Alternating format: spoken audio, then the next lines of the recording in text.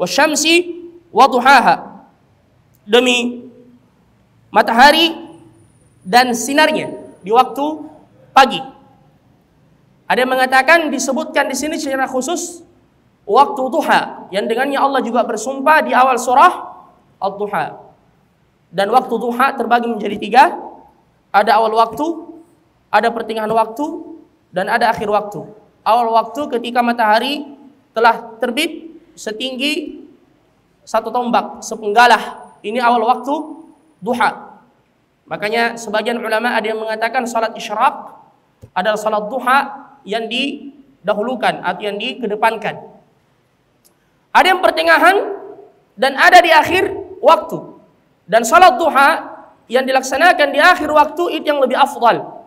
Sebagaimana kata Nabi, salatul awwabina hina tarmudu al-fisal, yaitu salat al-awwabin, salat duha, yaitu salat yang dikerjakan ketika tarmudu al-fisal, ketika anak unta telah merasakan sengatan panas matahari. Kalau dihitung secara jam, ayo ikhwah, kira-kira pukul 11 ke atas dan 15 menit sebelum masuk waktu zuhur. Ya, ini yang paling afdal. Tapi kalau kita khawatir, ya jangan sampai luput, maka waktunya panjang. Ya, dan ini salah satu di antara salat yang kita merefleksikan rasa syukur kita kepada Allah Subhanahu wa ta'ala.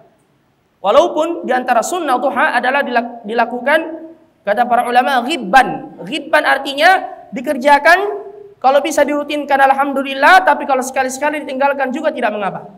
Ya, salat duha itu.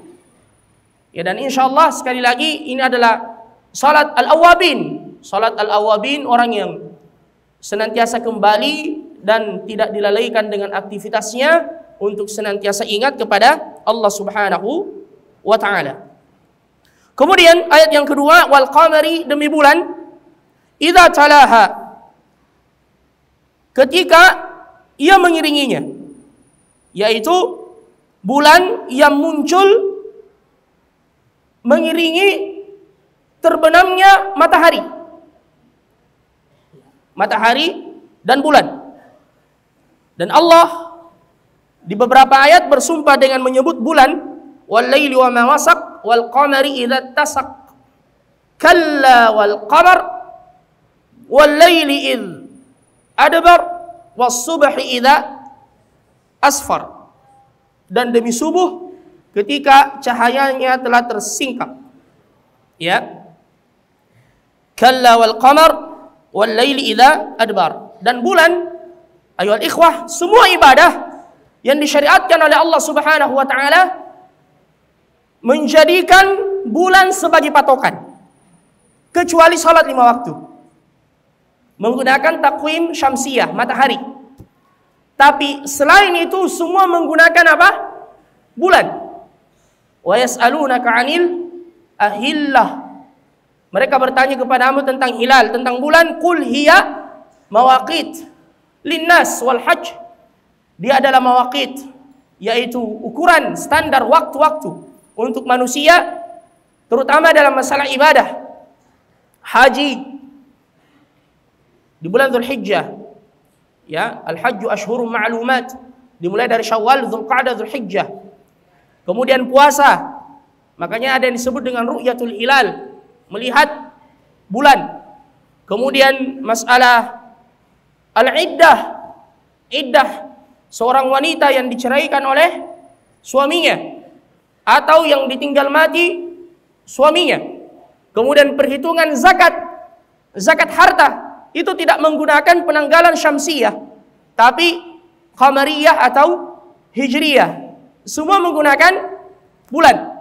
Ya, kecuali salat 5 waktu yang menjadikan matahari sebagai patokan, sebagaimana yang dituntunkan oleh Jibril alaihissalam setelah perjalanan Isra dan Mi'raj, yang pada hari berikutnya datang mengimami Nabi secara berturut-turut selama 2 hari untuk menjelaskan waktu-waktu salat kepada Rasulullah sallallahu alaihi wasallam.